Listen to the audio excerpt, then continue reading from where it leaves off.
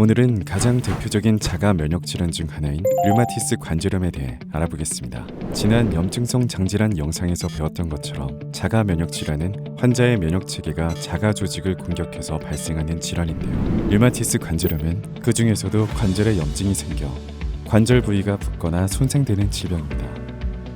류마티스 관절염에 걸리면 전신 여러 관절, 그 중에서도 특히 손가락, 발가락, 손목 관절 등 말단 관절이 대칭적으로 붓거나 아프고 움직임이 제한됩니다. 특히 아침에 일어났을 때 약 1시간 정도 관절이 뻣뻣하게 붓는 아침 경직 현상이 나타나는데요. 대부분 몸을 움직이다 보면 증상이 완화되기 때문에 류마티스 관절염인지 모르는 경우가 많습니다.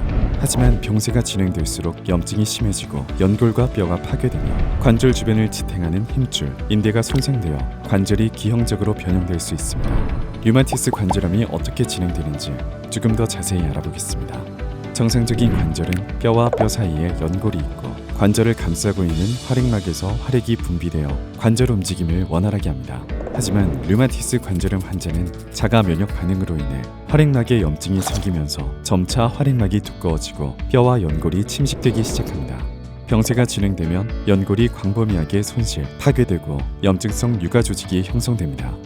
최종적으로는 연골이 손실되고 섬유 결합 조직이 관절을 침습하거나 뼈까지 융합하는 등의 증상이 나타나 관절의 경직 및 기형적 변형까지 일으킵니다. 이처럼 류마티스 관절염은 적절한 치료가 이루어지지 않으면 신체에 치명적인 변형과 통증을 동반하지만 일반적인 퇴행성 관절염과 증상이 비슷하다 보니 흔히 혼동되곤 합니다.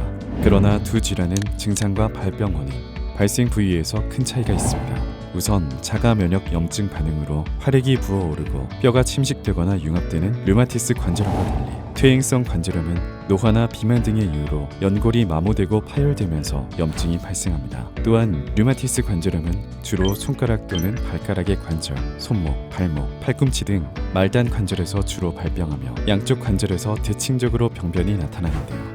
퇴행성 관절염은 무게를 많이 견뎌야 하는 무릎, 척추 같은 고관절에서 주로 발병하며 한쪽 관절에서 비대칭적으로 발생하는 경우가 많습니다. 마지막으로 류마티스 관절염 환자는 주로 30, 40대가 많고 여성 발병 비율이 약 3배 높습니다. 하지만 퇴행성 관절염은 45세 이상 중장년층, 특히 75세 이상의 노인층에서 남녀 구분 없이 많이 발생합니다. 여느 자가 면역 질환과 마찬가지로 류마티스 관절염 역시 난치성 질환입니다.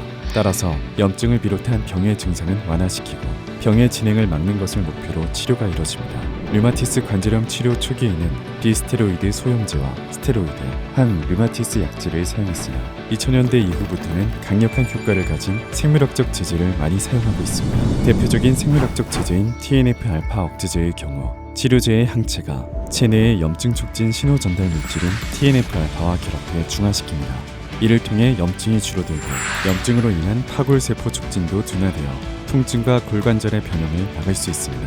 미국 국립보건원 NIH에 따르면 2020년 전 세계 류마티스 관절염 환자는 약 1760만 명에 달했습니다. 그 수는 2050년까지 3천만 명을 넘을 것으로 예상되고 있습니다.